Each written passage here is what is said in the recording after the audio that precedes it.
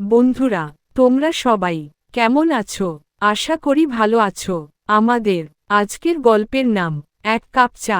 একটা পাপ করলেই তো আমরা দোজখে যাব, তাই না ম্যাম? তাইলে সব কয়টা পাপ করে একবারে দোজখের সর্দার হয়ে দোজখে যাই, কি বলেন ম্যাম?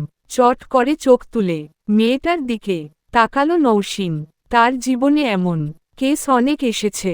কিশোরী সংশোধন সংস্থার মানসিক বিভাগে কাজ করাই তার অন্যতম প্রধান দায়িত্বই হচ্ছে এমন মেয়েদের কথা শোনা, তাদের বোঝা এবং তাদের বুঝিয়ে সংশোধন করানো। এই কাজটা নৌসীন গত 9 বছর ধরে করছে।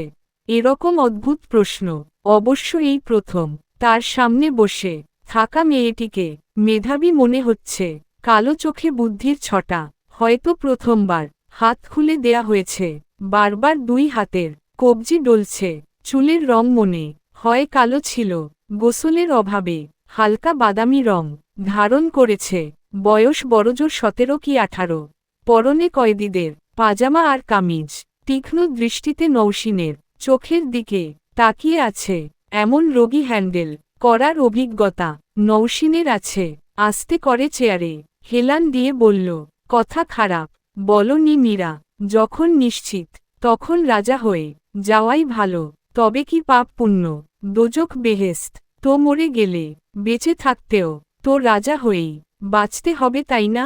রাজা হা হা হা হাসাইলেন। ম্যাম, বান্দি হওয়ার যোগ্যতা নাই, সে হবে রাজা। এখনো তো সময় শেষ হয়ে যায়নি।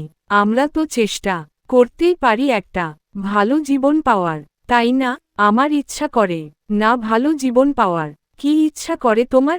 আমার ইচ্ছা করে আপনার বাম হাতটা টান দিয়া ছিঁড়ে ফেলি, তারপরে আপনার কলমটা দিয়ে খুঁচায় খুঁচায় আপনার বাম হাতের আঙ্গুলগুলি থেইকা 1 কাপ রক্ত বাইর করি। সেই রক্ত দিয়ে কড়া কইরা 1 কাপ চা বানায় খাই।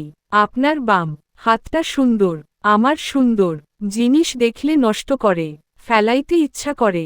কথাটা বলেই কুৎসিতভাবে হাসতে লাগলো মীরা। নৌসীন বুঝল তার এই কেসটা ইন্টারেস্টিং হতে চলেছে। সোজা হয়ে বসে বাম হাতে রাখা কলমটা মীরার দিকে এগিয়ে দিয়ে বলল, কি বলল শোনার জন্য অপেক্ষা করুন দ্বিতীয় পর্বের জন্য। সবাই ভালো থাকবেন।